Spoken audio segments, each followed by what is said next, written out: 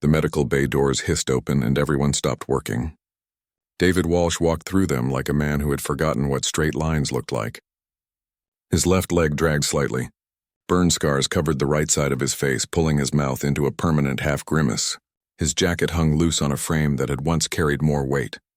Nobody moved to help him at first. They just stared. The reception desk sat 15 feet away. David focused on reaching it. Just 15 feet. He had crossed worse distances. The polished floor reflected the bright lights above, and somewhere a machine beeped steadily. Normal sounds. Safe sounds. He kept walking, his vision blurred at the edges. The room tilted left then right. David grabbed a nearby chair, steadied himself, and took another step. Then another. The desk came closer. Almost there. The receptionist, a young woman with wide eyes, finally found her voice. "Sir, do you need immediate assistance?" David reached the desk and leaned against it. The cool surface felt real under his palms. "I need supplies. Basic medical kit. And transport off this station. Sir, you need to sit down. I'm calling for no doctors." David's voice came out rougher than he intended. 2 years of screaming, of breathing recycled air, of silence in the void had changed it into something harsh. Just supplies.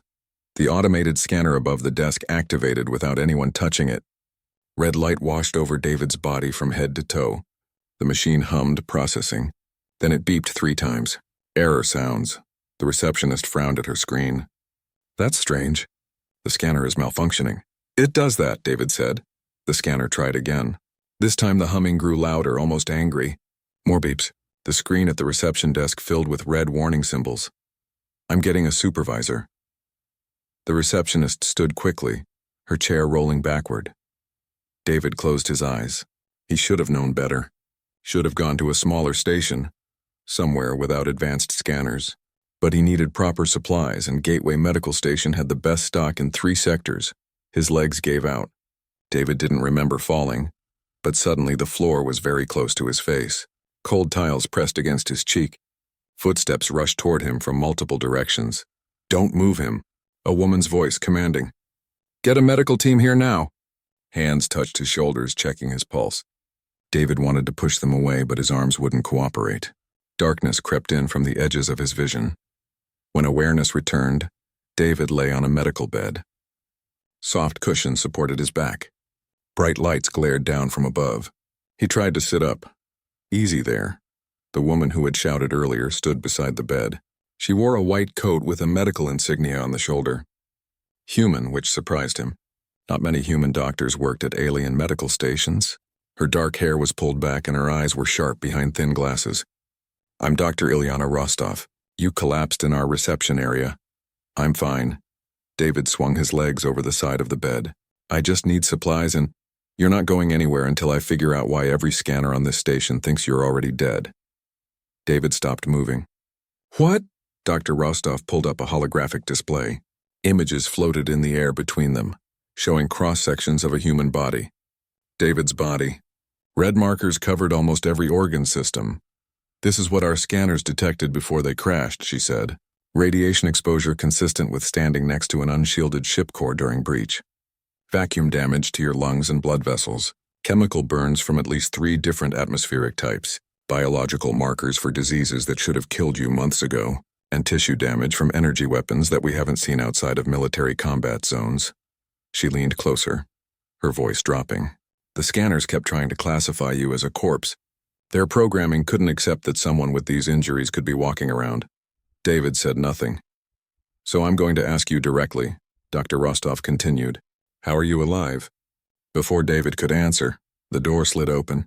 A creature that looked like a giant mantis wearing medical robes entered. Its triangular head swiveled to examine David with multifaceted eyes. When it spoke, a translator device on its chest turned clicks and buzzes into human language. "This is the impossible patient?" Physician Morell moved closer, his forearms folding in what might have been skepticism. "Dr. Rostov, I reviewed the scanner data. It must be corrupted. No biological entity could survive this combination of trauma." "The scanners aren't corrupted," Dr. Rostov said. "I ran diagnostics 3 times. Then the human is a fake. Perhaps a synthetic being designed to appear damaged. I'm not synthetic." David's voice carried an edge now. "I'm just unlucky." Physician Morrell produced a small handheld scanner from one of his robe pockets. May I? David shrugged. The alien doctor ran the device over David's arm, then his chest, then his head. The scanner beeped. Then it made a sound like a mechanical whimper and went dark. Impossible, Morrell whispered. My scanner also crashed. I have never seen this occur. The door opened again. This time a bird-like alien entered, its feathers a mix of blue and gray. It wore an official-looking sash across its chest. I am Administrator Hawk. I oversee this medical facility. We have a situation. We're aware, Dr. Rostov said dryly. The scanners keep breaking. Not that situation. Administrator Hawk's head tilted in a very bird-like gesture. This patient matches a description sent by human military authorities. They want him held for questioning. David stood up fast. Too fast. The room spun, but he kept his feet under him. I'm leaving. You're quarantined, Administrator Hawk said firmly. Until we determine if you're carrying biological contaminants, you cannot leave this medical bay. Security has been notified. This is a neutral station, David said. You can't hold me without cause. Your medical readings are cause enough. You could be contaminated with unknown pathogens. The door opened one more time. A woman in a human military uniform stepped through. Her rank insignia showed captain's bars. Her expression was all business. David Walsh, she said. I'm Captain Ann Reeves. I've been looking for you for a long time. We need to talk about the Persephone. David's scarred face went very still. There's nothing to talk about. 2,000 people on that colony ship. Only 4 survivors found. You weren't among them. Captain Reeves moved closer. But you were the cargo chief. You knew that ship better than anyone. So where were you, David? What happened out there? The Persephone is gone, David said quietly. Everyone died, not everyone. We found the lifeboat logs. Someone stayed behind after the evacuation. Someone destroyed the cargo bay and vented it into space. Someone survived on that wreck for 3 weeks before a patrol found your escape pod. Captain Reeves pulled up her own holographic display. It showed a ship, broken and dark, drifting through space. That was you, wasn't it? David looked at the image of the Persephone. His Persephone. The ship where he had worked for 5 years. The ship where he had watched people die. Yes, he said finally. That was me. Dr. Rostov studied David with new intensity. 3 weeks alone on a destroyed ship. That explains some of the radiation damage, but not all of it. Not the biological exposure. Not the weapon wounds. David sat back down on the medical bed. His shoulders sagged. He suddenly looked very tired. I didn't survive, he said softly. I should be dead 20 times over. Humans don't survive what I went through, but I did, and you need to know why. He raised his eyes to meet theirs one by one. Because they're coming. The ones who destroyed the Persephone. And when they get here, you're not ready. The room fell silent except for the steady beeping of medical equipment. Outside the medical bay, the station continued its normal operations. Thousands of beings from hundreds of worlds going about their lives. None of them knew that everything was about to change. Dr. Rostov adjusted the medical scanner for the 5th time that morning. The device hummed to life, projecting a 3-dimensional image of David's skeletal system into the air above the examination table. She leaned forward, studying the bone density readings that made no sense. David lay still on the table, staring at the ceiling. He had agreed to a full examination after Captain Reeves made it clear he had no choice. Cooperate or be sedated and examined anyway. At least this way he stayed conscious. Your left femur shows microfractures consistent with explosive decompression, Dr. Rostov said, more to herself than to David. But they've healed. Badly, but they've healed. How long were you exposed to vacuum? Does it matter? David asked. It matters to me. I'm trying to understand how you're alive. David closed his eyes and he was back there, back in the cold. The Persephone had been 3 days into the attack when the main hull breached. David had been in Cargo Bay 7 checking inventory when the alarm started. Not the normal alarms. The dying screams of a ship that knew it was finished. He had run for the emergency bulkhead controls. His fingers had found the manual release just as the hull peeled open like paper. The void reached in with invisible hands and pulled. David grabbed a support beam. His grip held, but 30 other people weren't so lucky. They flew past him into space, silent screams on their faces. He had sealed the bulkhead, saved the people on the other side, but the air in his section was gone, vented into space in 3 seconds. David's lungs had collapsed. Ice formed on his skin. His blood felt like it was boiling and freezing at the same time. Should have died right there. Quick, clean, over. But the emergency foam sealant had activated, flooding the bay with quick hardening material that plugged the breach. Air pumps kicked in. Oxygen returned. David had lain on the deck, coughing blood, feeling his body try to restart itself. 6 minutes, David said, opening his eyes. I was exposed for 6 minutes before the section repressurized. Dr. Rostov's hand stopped moving. That's impossible. Humans can survive maybe 90 seconds of vacuum exposure before permanent damage. 6 minutes should have killed you. Should have, David agreed. Didn't. Physician Morell entered the examination room, his forearms carrying various medical instruments. The insect-like doctor had spent the last 2 hours reviewing David's scans with growing disbelief. Dr. Rostov, I must speak with you. Morell's translator device clicked rapidly. This human's cellular structure shows signs of forced adaptation. Artificial modification at the genetic level.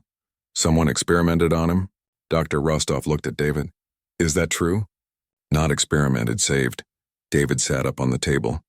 Can we move this along? I've got places to be. You're going nowhere until I understand what happened to you. Dr. Rostov pulled up another scan. This one showed David's cardiovascular system. Red marks highlighted dozens of points. Your blood vessels show scarring from rapid pressure changes. Multiple incidents, not just one. You were exposed to vacuum more than once. David nodded slowly. 8 times total.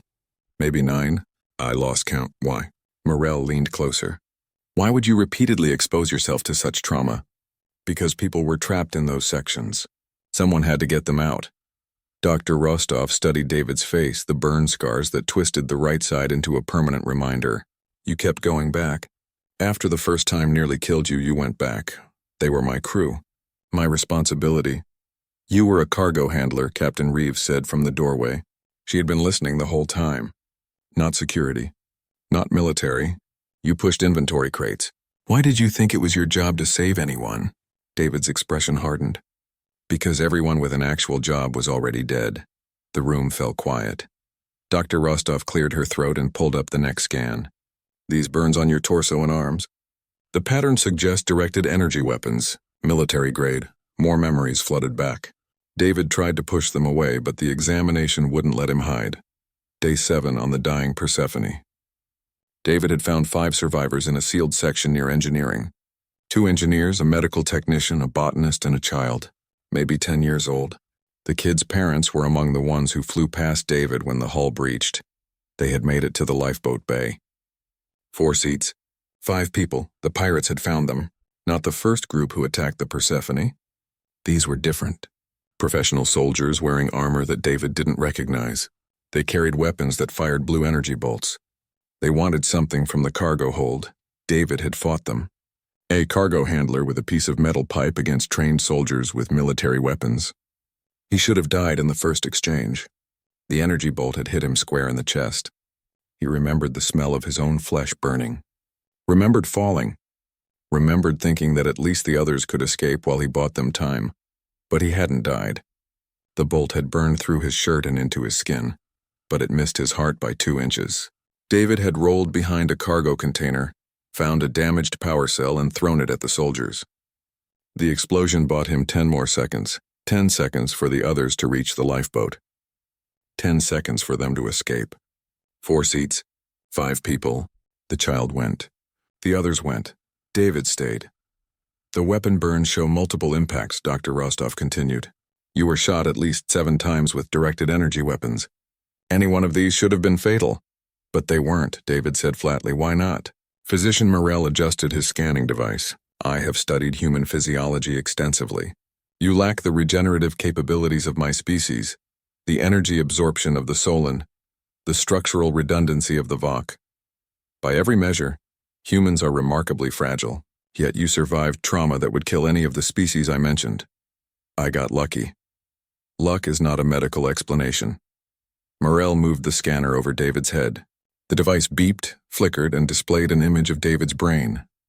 Your neural tissue shows scarring consistent with oxygen deprivation. Severe deprivation. How long were you without adequate oxygen? David didn't want to answer. Didn't want to remember those weeks alone on the Persephone after everyone else had evacuated or died. The life support systems had been damaged. The scrubbers couldn't keep up. Carbon dioxide built up in the remaining air. David had moved between sections, finding pockets of better air, rationing the oxygen tanks he could locate. His thoughts had grown fuzzy. His vision had doubled. He had hallucinated conversations with his dead crewmates, but he had kept moving, kept surviving because stopping meant death. 3 weeks, David finally said. The rescue ship found me 22 days after the lifeboat launched. Dr. Rostov sat down heavily in a nearby chair. 22 days on a ship with failing life support. You should have brain damage. Permanent cognitive impairment at minimum. Maybe I do. Maybe I'm not as smart as I used to be. You tracked me across 4 systems, Captain Reeves said. Evaded military checkpoints, forged transit papers, and stayed hidden for 2 years. You're plenty smart. David ignored her and focused on Dr. Rostov. Are we done? I've answered your questions. No. Dr. Rostov pulled up one more scan. This is the most troubling finding. Your cellular structure shows evidence of foreign technology integration. Something merged with your cells modified them. It's keeping you alive, forcing your body to adapt and heal in ways that shouldn't be possible. What is it? David was quiet for a long moment. Then he spoke, his voice distant. On day 19, I found another survivor. Not human. A crystalline named Wren from a neutral observer ship. Wren's science vessel had detected our distress call. A crystalline? Physician Morell's entire body stiffened. Their species is isolationist. They do not involve themselves in other species' conflicts. Wren made an exception. Found me dying in an escape pod bay. Organs shutting down one by one. Used something called a cellular stabilizer. It's emergency medical technology. Designed to keep any species alive long enough for proper treatment. Dr. Rostov leaned forward. But it didn't just stabilize you. No. Wren said human biology reacted differently than expected. Instead of just keeping me stable, the technology integrated with my damaged cells. It forced my body to adapt to survive. Wren described it as accelerated evolution at the cellular level. That should have killed you, Physician Morell said. The pain alone, it did almost kill me. I was unconscious for 2 days while my cells rewrote themselves. When I woke up, I felt different. Wrong, but alive. Captain Reeves stepped fully into the room. Where is this crystalline now? We need to speak with them. Gone. Wren's ship left after the pirates returned, but Wren gave me something before leaving. David reached into his jacket and pulled out a small data chip. Everything that happened on the Persephone. Every moment recorded from Wren's sensors. Everything I saw. Everything I did. He held out the chip. Dr. Rostov took it carefully. Why show us this now? She asked. Because you need to understand what's coming. The Persephone wasn't just a colony ship. We were carrying cargo. Classified biological research. Genetic samples from multiple species. The pirates who attacked us, the soldiers who killed my crew, they worked for the Vol. They're expansionists, aggressive, and they're developing biological weapons. Captain Reeves went very still. What happened to the cargo? I destroyed it. Vented the entire bay into space after I put. The conference room felt too small for what it contained. David sat at the center of a semicircle of chairs, his hands resting on the table in front of him. Recording devices surrounded him, their lights blinking red. Everything he said would be documented, analyzed, used as evidence or intelligence or whatever military and government people did with terrible stories. Captain Reeves sat across from him, her uniform crisp despite the late hour. Dr. Rostov had positioned herself to David's left, insisting she be present for the testimony. Physician Morell stood near the back of the room, his forearms folded. Administrator Hawk perched on a specially designed chair, his bird-like eyes sharp and focused. State your name for the record, Captain Reeves said. David Walsh, Cargo Chief, Colony Ship Persephone, Employee number 47329. Tell us what happened. David took a breath. Started at the beginning. The Persephone had been a hope ship. That's what the crew called it. 2,000 colonists heading to a frontier world, ready to build something new. Families, scientists, farmers, teachers, people who wanted a fresh start far from Earth's crowded cities and the complicated politics of the inner systems. David had signed on as cargo chief because the pay was good, and the work was simple. Manage the hold, track inventory, make sure the biological research samples stayed properly frozen, and the agricultural equipment didn't shift during faster-than-light jumps. Easy job, 3-year contract. Then he would have enough credits to buy his own small transport and work for himself. The attack came 6 months into the voyage. They had been traveling through a disputed sector, a shortcut that saved 2 weeks but took them through space where 3 different species claimed ownership. The Persephone was neutral, flying under Earth flags carrying permits from all 3 claiming species. Should have been safe, it wasn't. The first ship that attacked them was a pirate vessel. Nothing fancy, old military surplus painted black. The kind of ship that preyed on weak targets. They fired warning shots and demanded the Persephone surrender cargo. Standard pirate procedure. The Persephone's captain had tried to negotiate. Offered them supplies, some of the non-essential equipment. Pirates usually took what they could carry and left. No profit in destroying a ship completely, but these pirates weren't interested in negotiation. They fired on the Persephone's engines, crippling the colony ship's ability to escape. Then they boarded. David had been in Cargo Bay 7 when the alarm started. He remembered the exact time. 3:47 in the morning, ship time. He had been running inventory, checking the manifest against the actual supplies. Boring work, safe work. The first explosion threw him against a storage container. The impact cracked 2 of his ribs. David pulled himself up confused, thinking maybe they had hit an asteroid. Then the second explosion came. And the third. The cargo bay doors blew inward. Atmosphere rushed out. David grabbed the nearest solid object and held on while 30 people flew past him into space. He could see their faces. Could see them screaming silently as the void took them. His training kicked in. Manual bulkhead controls. Seal the breach. Save who you can. David fought against the pull of vacuum, reached the control panel, and slammed his hand down on the emergency seal.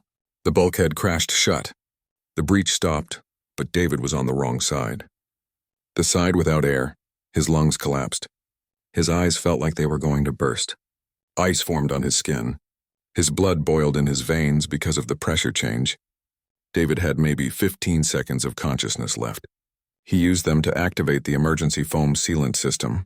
The spray covered the breach, hardened, stopped the leak. Air pumps activated. Oxygen flooded back into the sealed section. David lay on the deck, coughing blood, feeling his body try to remember how to live. The pain was beyond description. Every cell screamed. But he was breathing. Still alive. Still conscious. That was the first time he should have died. How did you survive 6 minutes of vacuum exposure?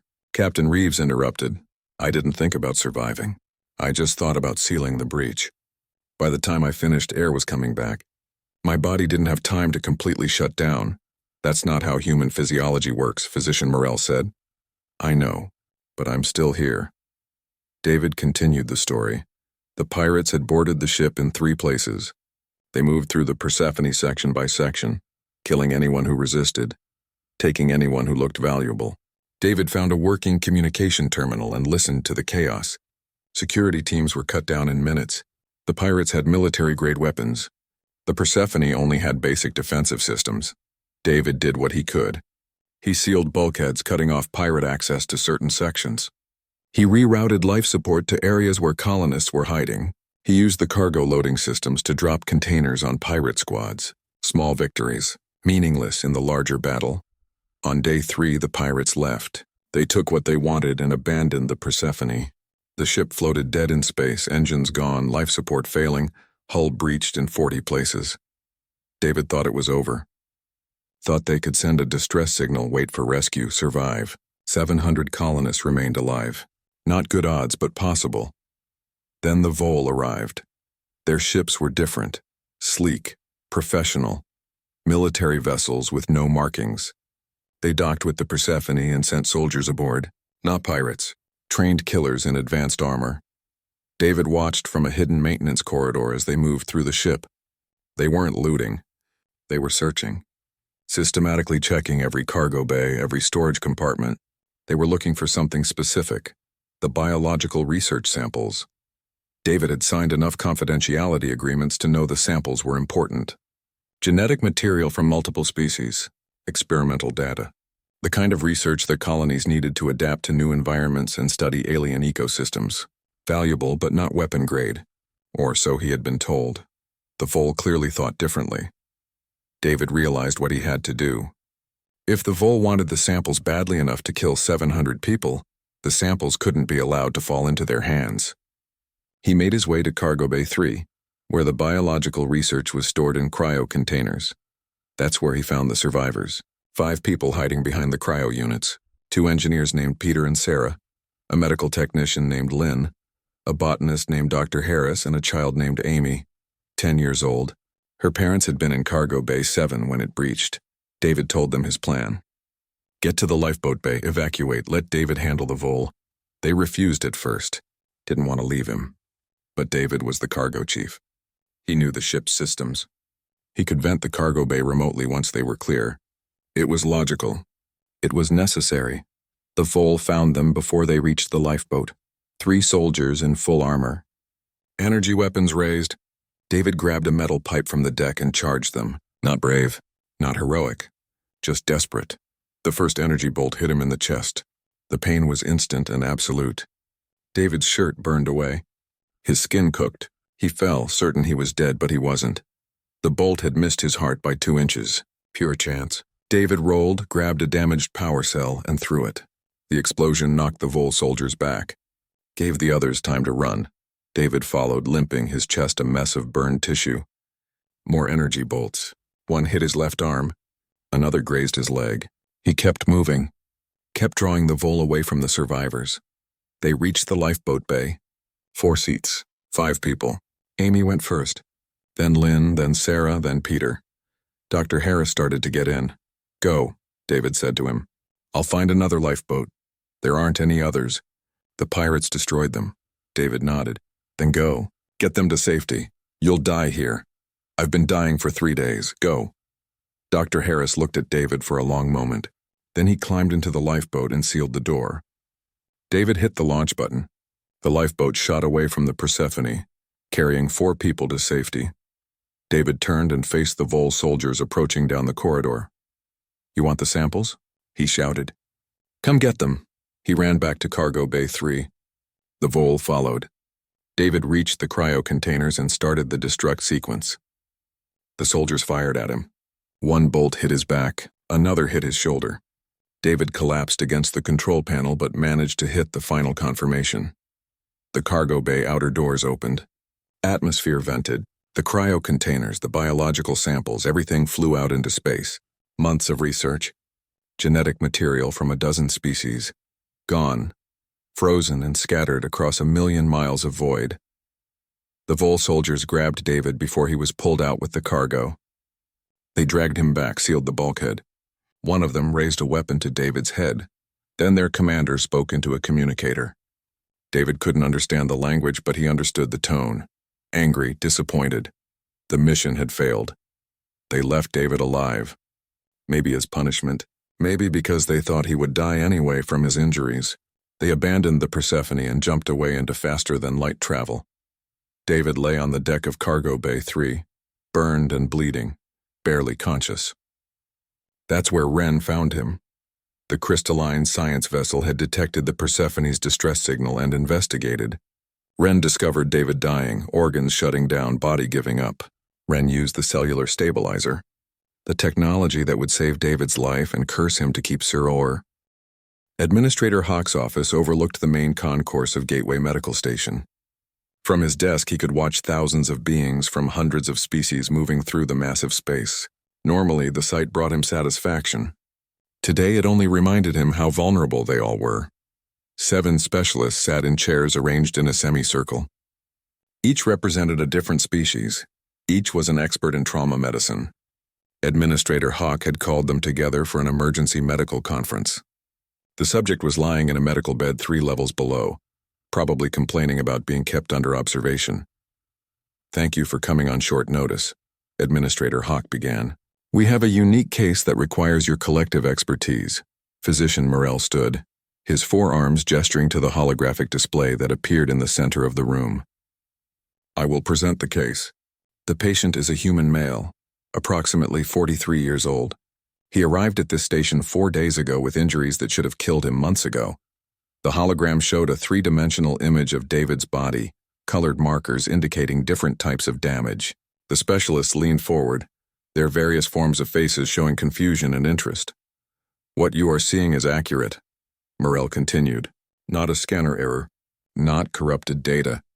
This human has survived extreme radiation exposure, prolonged vacuum exposure, energy weapon fire, biological contamination, chemical burns, and oxygen deprivation. Any single one of these injuries should have been fatal. A female doctor with crystalline skin spoke first. Her voice was musical, her translator rendering it into standard speech. I am Dr. Solon.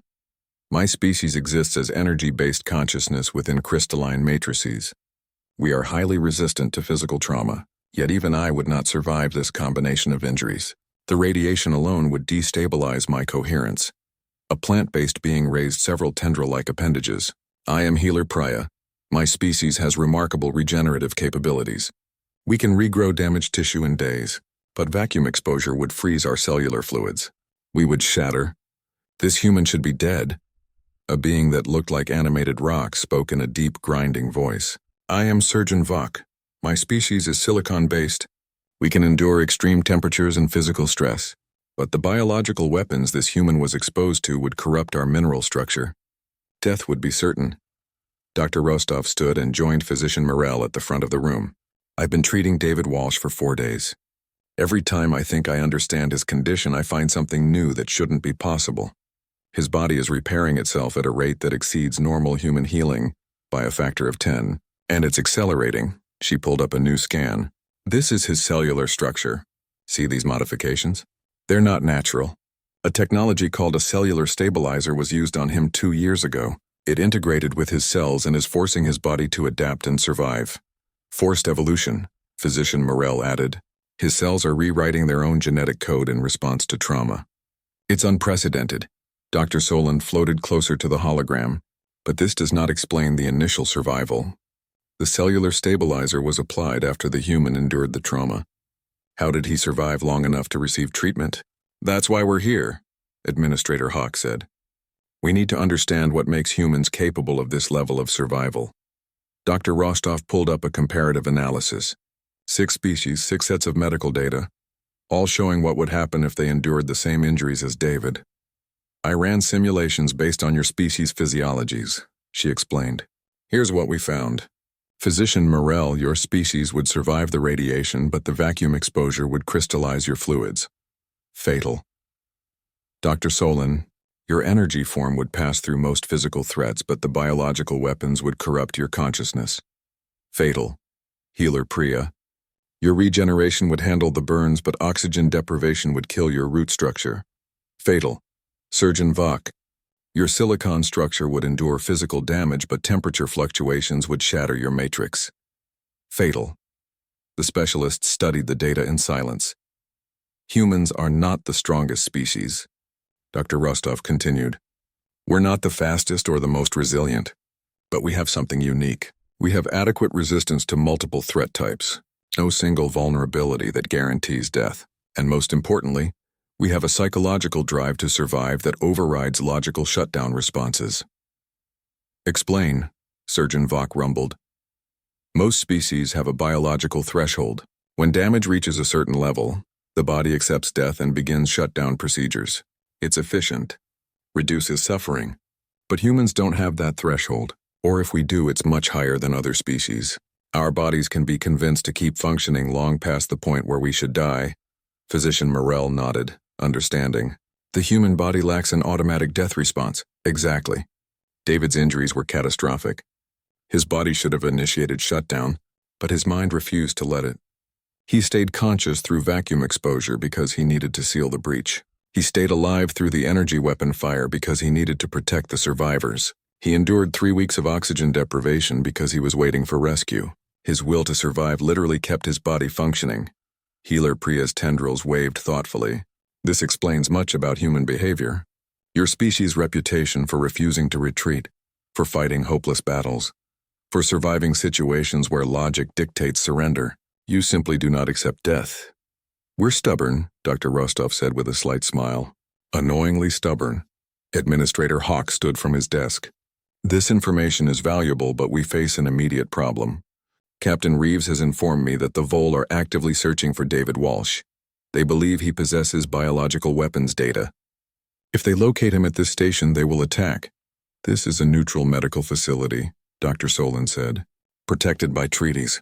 The Vol would not dare violate those agreements. The Vol have violated many things, a new voice said from the doorway. Everyone turned to see a being that seemed to be made of liquid crystal.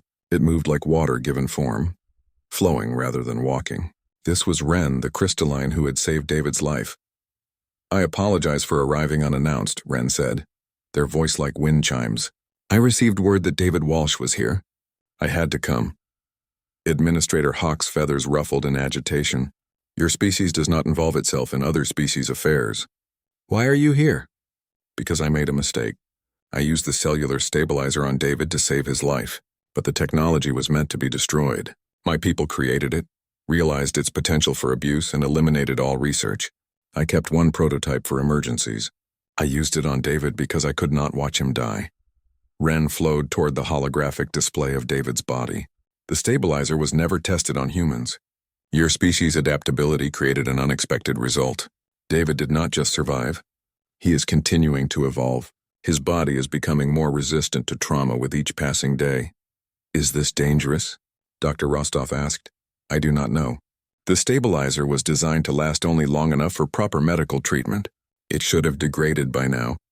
But David's biology has integrated it, made it permanent. He may continue adapting indefinitely. Could this technology be replicated? Physician Morell leaned forward eagerly. The medical applications would be revolutionary. The military applications would be catastrophic, Ren countered. Imagine soldiers who cannot die, warriors who adapt to every weapon used against them.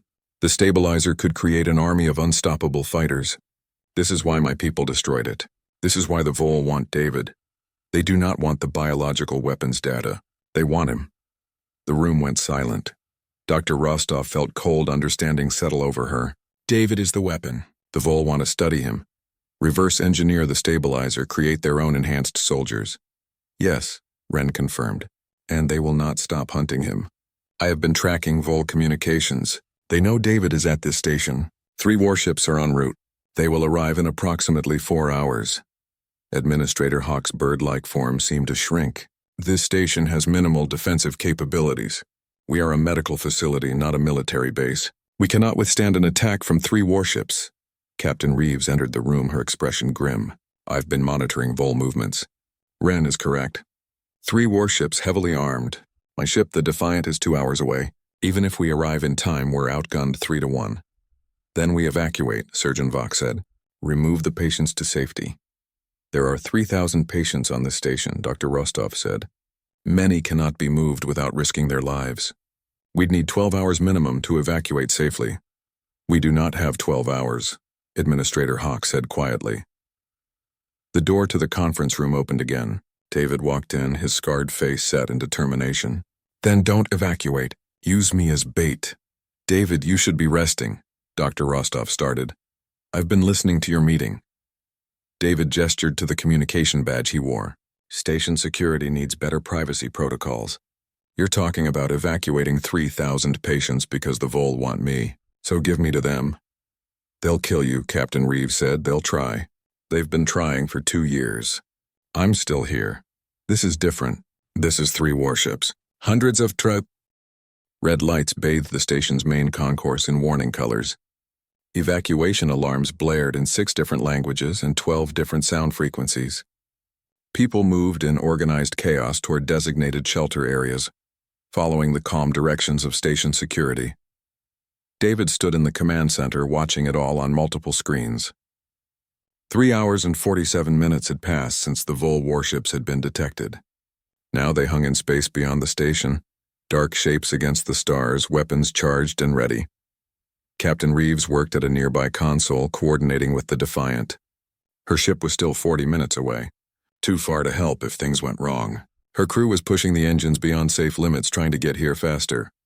The Vol are hailing us, Administrator Hawk announced from his station. They demand we surrender David Walsh immediately. Open a channel, David said. Let me talk to them. David, are you certain about this? Dr. Rostov stood nearby, medical equipment ready in case things went badly. She had refused to evacuate with the other non-essential personnel. No. but I'm doing it anyway. David moved to the communication console. Open the channel. The main screen flickered. A Vol commander appeared. The alien's face was angular and sharp, with 4 eyes arranged vertically, and skin that looked like dark metal. When it spoke, its voice was harsh, mechanical. Human David Walsh, you have something that belongs to us. Surrender yourself and the biological weapons data, and this station will not be harmed. I don't have any data, David said calmly. I destroyed the biological weapons 2 years ago.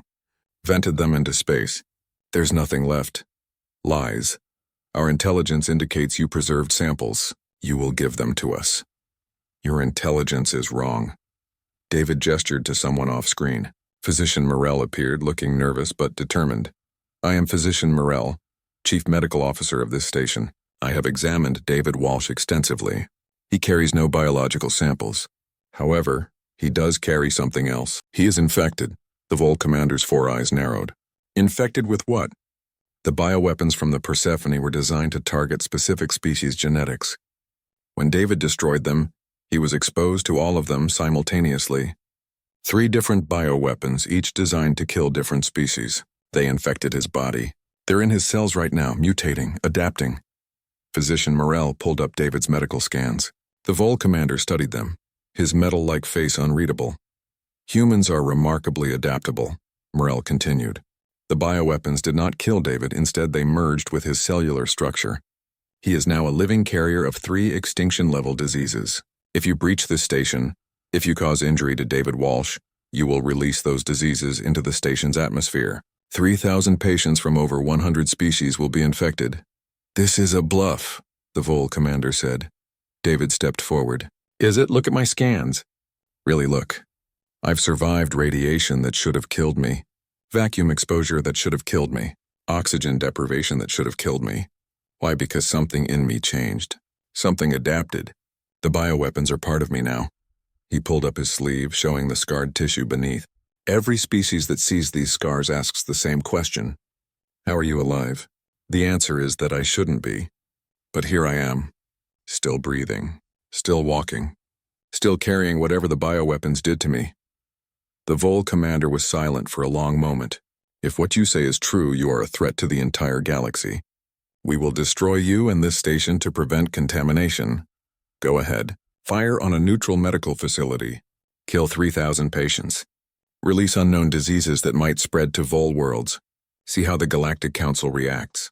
See how many species declare war on the Vol for causing a pandemic. Captain Reeves moved beside David.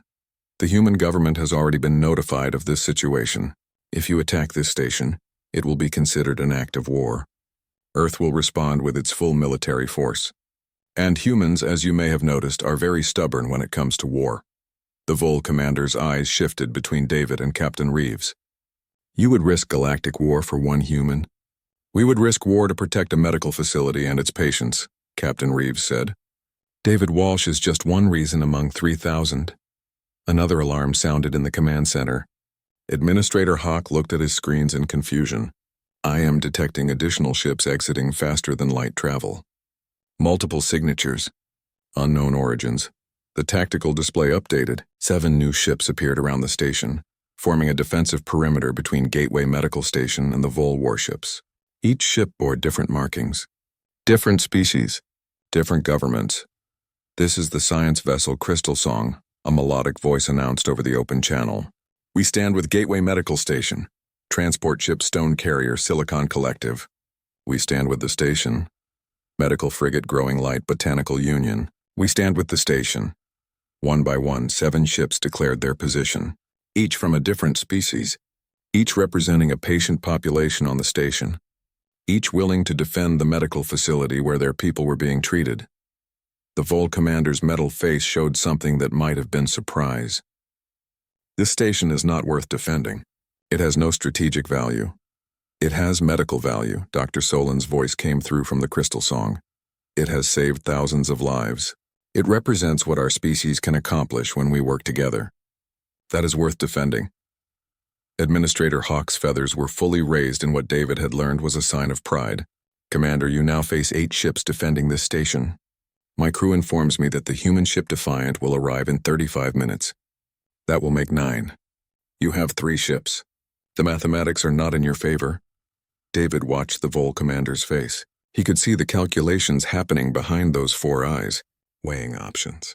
Considering consequences, this is not over, the Vol commander said finally. David Walsh is carrying technology that we will obtain. Today or tomorrow or next year. We will have it. You can try, David said quietly. But I've been surviving people trying to kill me for 2 years now. I'm getting pretty good at it. The Vol warships powered down their weapons. Slowly, they began to turn away from the station. This human should be dead, the Vol commander said. By all logic, by all medical understanding, he should not exist. Yet he does. That alone proves he possesses something valuable. We will return, David Walsh, and next time you will not have a station full of allies to protect you. The communication channel closed. The Vol ships jumped to faster than light speed and vanished. Silence filled the command center. Then Administrator Hawk began making a sound like a bird's laugh. They believed it. They actually believed the bluff. It wasn't entirely a bluff, Dr. Rostov said. She was looking at a medical scanner in her hand, one she had been pointing at David the entire time. Her face had gone pale. David, your cellular activity spiked during the confrontation. The stress activated something. The cellular stabilizer is responding. What does that mean? David asked. It means your body is adapting again. Right now. In real time. Whatever the Vol threatened, whatever danger you perceived, your cells are preparing to survive it. Physician Morell rushed over with his own scanner. Fascinating. The adaptation is accelerating. David, you are evolving in response to psychological stress, not just physical trauma. Is that bad?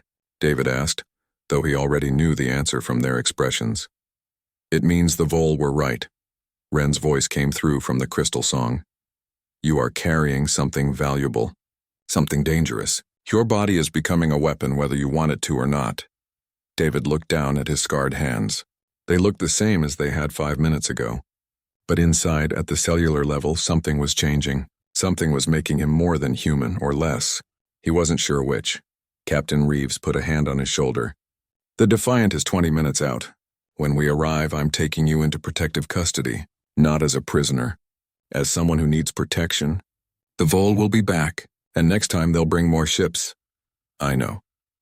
David moved to the window, looking out at the station concourse below.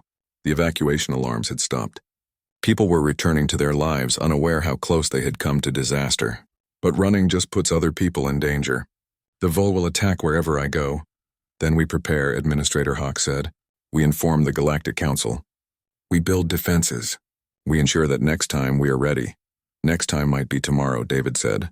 Or next week. Or next year. I can't keep running forever. Dr. Rostov joined him at the window. Then don't run, stay here. Let us study the cellular stabilizer. Let us understand what's happening to you. Maybe we can find a way to control it, to stop the adaptation. Or maybe we find a way to use it, David said quietly. That's what worries me. The military wants to study me. The Vol wants to dissect me. Everyone sees me as a tool or a weapon. Nobody just sees me as a person who got unlucky. I see you, Dr. Rostov said. I see a man who saved 4 people at the cost of his own humanity. I see someone who chose to suffer so others could live. That's not a weapon. That's a hero. Heroes die gloriously. I just keep surviving. The Defiant dropped out of faster-than-light travel Taki. 3 weeks had passed since the Vol warships retreated from Gateway Medical Station. David sat in the medical research lab, electrodes attached to his arms and chest, while machines hummed around him. Dr. Rostov studied the displays with the focused intensity of someone who had discovered something both wonderful and terrifying. Your cellular regeneration has increased again, she said without looking up from her screen. The damaged tissue in your left leg is repairing itself. Slowly but measurably. In another month you might not have a limp anymore. David flexed his leg experimentally. The pain was less than it had been yesterday. Less than it had been an hour ago if he was being honest. His body was healing, had been healing since the confrontation with the Vol. The cellular stabilizer had kicked into overdrive, fixing damage that had been considered permanent. Is that good or bad? David asked. Both, neither. I don't know anymore. Dr. Rostov finally looked at him. She had dark circles under her eyes. She had been studying David's condition almost non-stop, barely sleeping. You're becoming something unprecedented. A human with accelerated healing, increased resistance to environmental threats, and adaptive capabilities that respond to stress. The implications are staggering. The military implications, David said flatly. Those too. Captain Reeves has been very patient. But she asks me daily when you'll be available for training assessments. I told her I'm not interested in becoming a soldier. You also told her you wanted to fight back. She's trying to give you the tools to do that. David removed the electrodes and stood up. His body moved more easily now. The stiffness in his joints had faded. Even the burn scars on his chest felt less tight. He walked to the window and looked out at the station's main concourse. Life continued below, people moving in patterns that suggested everything was normal. But nothing was normal anymore. Physician Morell entered the lab carrying a data pad. His forearms moved in agitated gestures. I have completed my study. The results are ready for publication. And? Dr. Rostov prompted. And I am recommending that the galactic medical community adopt human resilience as a model for emergency survival protocols. The paper is titled The Impossible Patient: Why Humans Don't Know When to Die. It will be controversial. Because it suggests humans are superior? David asked. No. Because it suggests all species have been approaching survival incorrectly. We have been optimizing for efficiency, for clean shutdown procedures, for graceful death. Humans optimize for stubborn persistence, for refusing to accept death even when logic demands it. And that approach, while messy and painful, produces better survival rates in extreme situations. Physician Morell set the data pad on the table. I have studied medicine for 40 years. I thought I understood trauma. I thought I understood survival. Then I met you, David Walsh, and realized I understood nothing. Your species survives not because you are strong, but because you are too stubborn to know you should stop fighting. That's not very scientific, Dr. Rostov said with a slight smile. Science is observation, I observed. David should be dead. He is not. Therefore, my previous understanding of survival was incomplete. The door opened and Administrator Hawk entered, followed by Captain Reeves.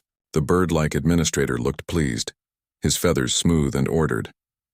The Galactic Council has made a decision regarding Gateway Medical Station, Hawk announced. We are to be officially designated as a specialized treatment center for human patients. They are also increasing our security budget significantly. We will have defensive capabilities to deter future Vol attacks. That's good news, Dr. Rostov said. There is more.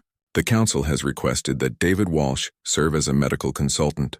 They want to understand human resilience better. They want to improve survival training for rescue personnel from all species. David turned from the window. They want to weaponize what happened to me. No, Captain Reeves said firmly. They want to save lives. There's a difference. David, I've spent 3 weeks reviewing your testimony, studying your scans, watching how you move and heal. You're not a weapon. You're proof that survival is possible even in the worst situations. That's valuable knowledge. Knowledge that could be misused. All knowledge can be misused, but hiding it doesn't help anyone. Captain Reeves moved closer. I'm not asking you to become a soldier. I'm asking you to become a teacher. Show others how to endure, how to keep going when everything says to quit, how to survive. David considered this. Teaching meant staying at the station. It meant accepting what he had become. It meant the Vol would know exactly where to find him. If I stay here, I'm a target. The Vol will come back. They'll come back whether you stay or run, Administrator Hawk said. At least here we can protect you. And you can do some good while we wait for them. The door opened again. This time Ren flowed in, the crystalline's liquid form catching the light. I apologize for interrupting. I have news that David must hear. Everyone turned to face Ren. The crystalline seemed agitated, their form rippling with concern. I have been monitoring Vol communications using classified methods. I should not tell you this, but I believe David deserves to know. The Vol are planning another operation. Not against this station, against Earth itself. The room went silent. Captain Reeves spoke first, her voice tight with controlled anger. When? I do not know exactly, but soon. They believe if they capture David, they will also need human medical experts to study the cellular stabilizer. They plan to take Earth's top geneticists, by force if necessary. That's an act of war, Captain Reeves said. They are willing to risk war. They want the stabilizer technology that badly. David felt something cold settle in his chest. The Vol weren't just hunting him anymore. They were threatening Earth, threatening people who had nothing to do with the Persephone or the cellular stabilizer. Innocent people who would die because David had survived. No, he said quietly. I won't let that happen. You cannot fight an entire Vol military force, Physician Morell said. I don't need to fight them all. I just need to give them what they want. Dr. Rostov grabbed David's arm. You're not seriously considering surrendering yourself. I'm considering ending this. The Vol want to study the cellular stabilizer. Fine, let's give them something to study, but on our terms, not theirs. Captain Reeves understood immediately. A trap, not a trap. An invitation.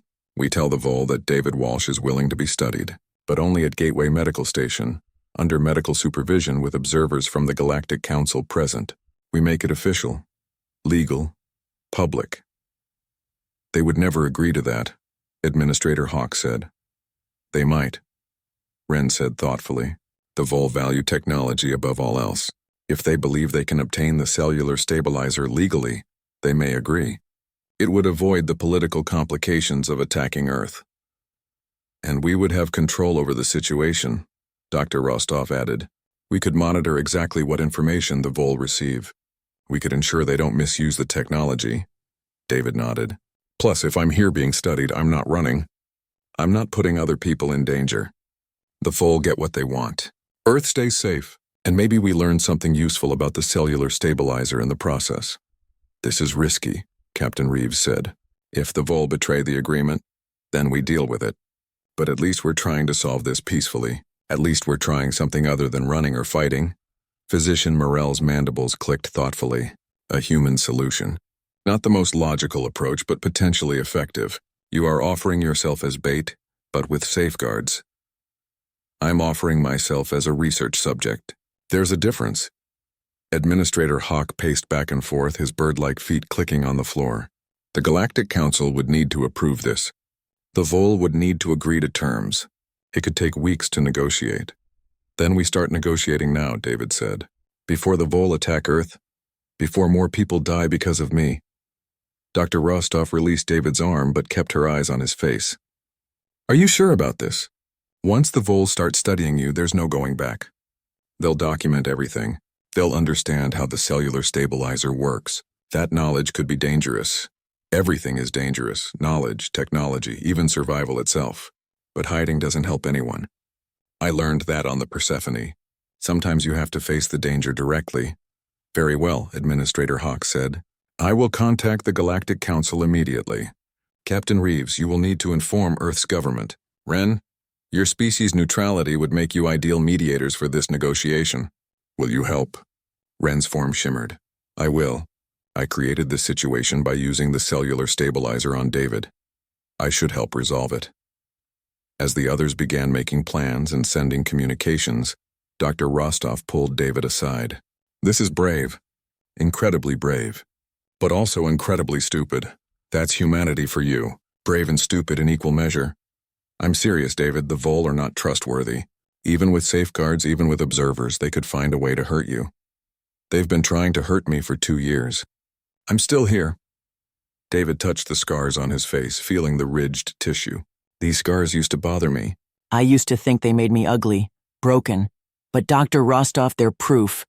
Proof that I survived. Proof that humans can endure anything. Is that what you want to?